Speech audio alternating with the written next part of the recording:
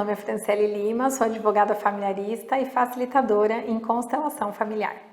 Nossa aula de hoje são frases sistêmicas de filho para a mãe.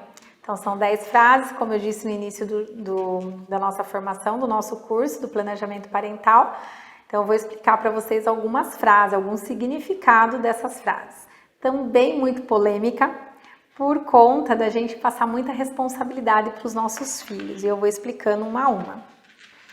A primeira frase é: eu senti sua falta. Pois é, muitos pais saem, trabalham e acabam seus filhos sendo criados pelos avós, por tios, por padrinhos ou até mesmo em escolas, creches, né, e babás.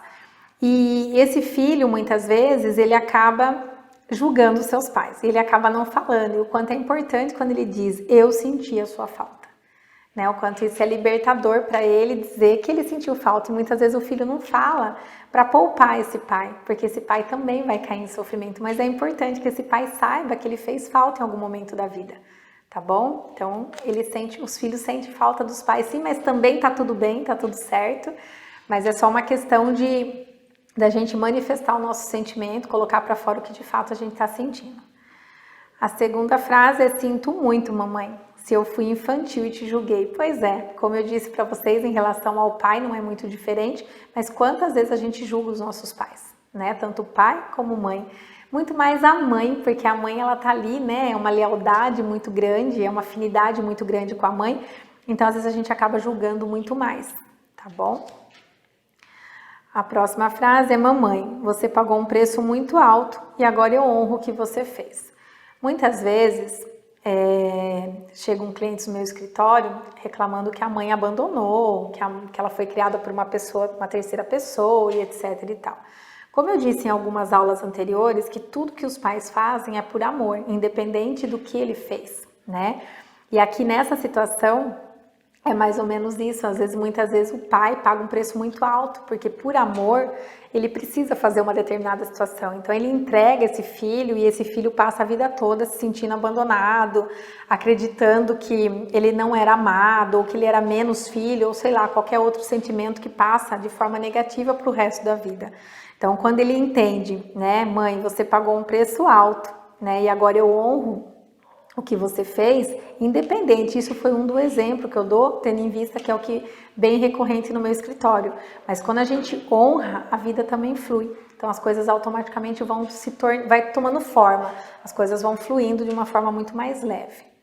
A próxima frase é: eu me rendo a tudo que foi como foi. Tudo foi certo como foi. Tá? Então é uma frase que a gente afirma, nas aulas anteriores a gente também colocou, e é exatamente isso. Tudo foi do jeito que foi, tá tudo certo, não existe o certo e nem o errado. Existe aquilo que faz sentido para você. A próxima frase é: libero-me da dor e sinto-me em paz. Pois é, quando a gente tira esse monte de sentimento ruim dentro da gente, esse monte de culpa, julgamento em relação aos nossos pais, é quando de fato a gente se sente em paz. É quando de fato a gente se sente plena, porque a gente não tem mais por que questionar, né? Então é uma vida mais leve, sem questionamentos. A outra frase: eu era apenas uma criança. Sim, quantas vezes, né, nos reconhecemos lá na nossa primeira infância com alguma situação que não foi muito legal.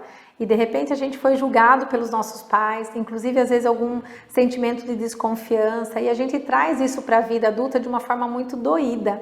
Então quando a gente entende que quando a gente fez aquele determinada situação, quando você foi punido por algo errado que você fez, sem nenhuma consciência, e você diz: eu era apenas uma criança, também torna isso muito mais leve e a vida flui de uma forma muito mais tranquila.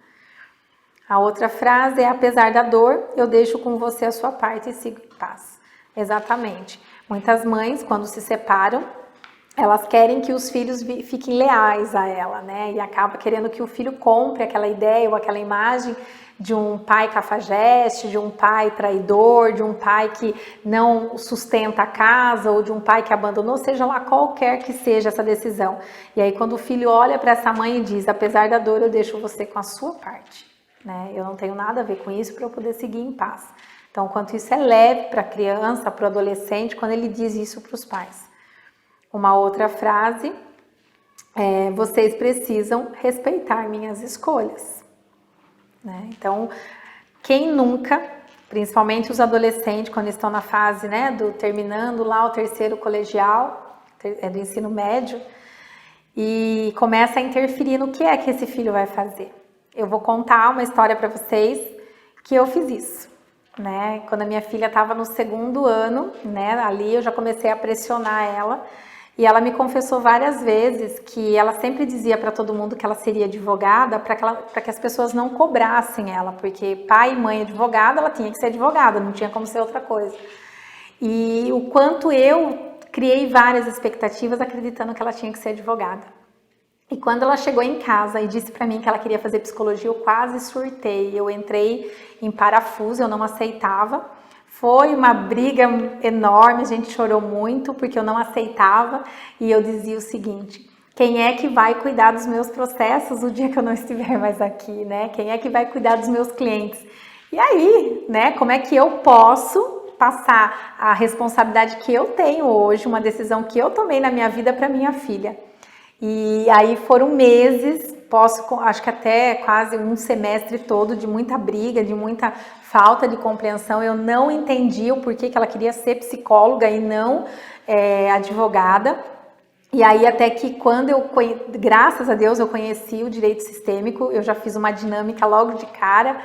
E eu entendi, ali foi um choque de realidade muito grande, fui para casa muito pensativa, fiz vários exercícios e mesmo assim para mim aquilo ali não era claro, porque eu dizia o seguinte: mas como é que ela vai sobreviver? Quem é que vai manter o padrão de vida dela? Se acontecer alguma coisa comigo, era algo muito louco. Então eu comecei a ter síndrome do pensamento acelerado por querer protegê-la demais.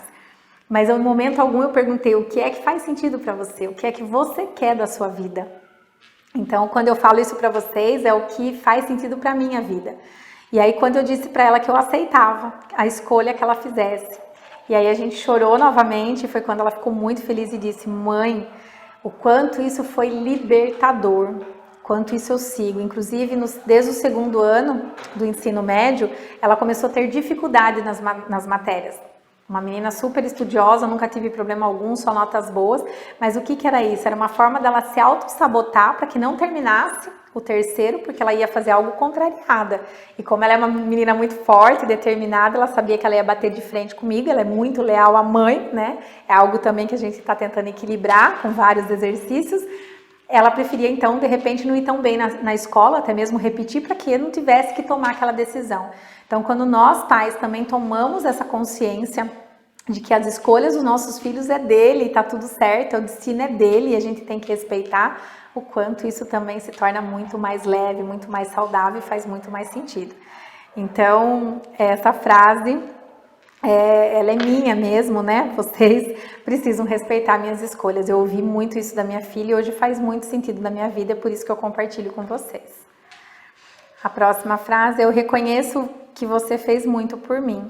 Sim, muitas vezes nossas mães, né, sufocam, né, os filhos por muita proteção, porque quer fazer muito, quer dar tudo aquilo que ela não teve na sua infância, quer dar aquilo que ela sonha para ela e de repente ela não conseguiu concluir por conta de idade ou por N fatores, por querer dar prioridade aos filhos, e aí a gente faz muito, né? Então, o filho aqui, eu reconheço que você fez muito por mim. Então, isso também é libertador para uma mãe ouvir, é muito gostoso a gente saber disso e voltar para o nosso lugar de mãe, né?